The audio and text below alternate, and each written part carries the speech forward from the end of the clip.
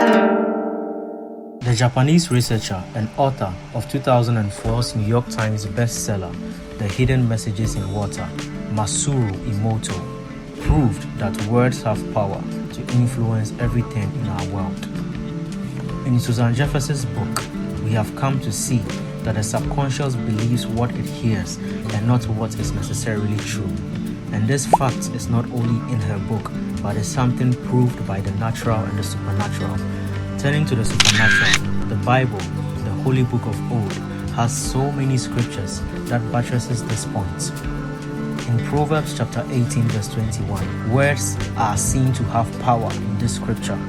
Death and life are in the power of the tongue, and those who love it will eat its fruits. In Proverbs chapter 12 verse 18, it says, "There is one whose rash words are like sword thrusts, but the words of the wise brings healing." In Proverbs 15 verse 4, it says, "A gentle tongue is a tree of life, but perverseness in it breaks the spirit." And so many scripture goes to show how powerful our tongue and our words can be in terms of shaping our life and ordering the path of our life. Looking at the natural from Emoto's research, we have seen that words even have the power to impact things in our world, things around us. If words can do this to rise, how much more our codings as human beings, how much more our total makeup. And Christians actually have this approach towards buttressing Emoto's research. According to the book of Genesis, we have come to see that everything in the world was created by words. Scripture says God spoke things into being, and with this we can deduce that things in our world actually hear what we say, or our words are impacted by things we see around us because He spoke them into being. Words, in terms of ordering the pathway of our lives and in terms of shaping how our lives become, might seem as something trivial and something many might dispute and not take to be true, but it is. Words can shape the way people see you and the way you live your life, whether you live in mediocrity or not, whether you live in fear or not. The more powerful you speak, the more you will be a force in the world around you. Let me share a story.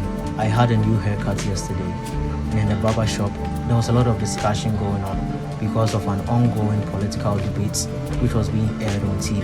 I'm not a fan of watching political debates, but this one seemed interesting.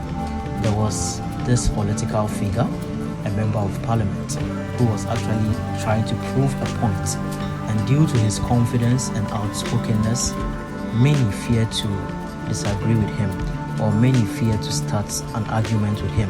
But this was not the case in his early years, and I got to know this from the debates ongoing in the barber shop. This member of parliament in his beginning days was one who was known to be an embodiment of fear and timidity. He wasn't outspoken, wasn't bold, and due to this, many took advantage of him. Many disrespected him in parliament. Many shut him down even though he had a point to make. And this affected his self-confidence and his effectiveness in the House of Parliament. But today we are seeing the same parliamentarian with something extraordinary, something that no one can take away from him, just because of the words he used and how he presented those words. He believed in his words and spoke with power, and as such, no one dared to stand in his way. Moving from pain to power is not pulling power from an external force. It's tapping in the power you have within you. For if we believe we were created in the image and likeness of God, a God who is an embodiment of creative power, a God who speaks from a place of authority, then logical reasoning concludes that we also have the same. Are you going to live in fear, or are you going to live victorious? It all starts with how you use your words today.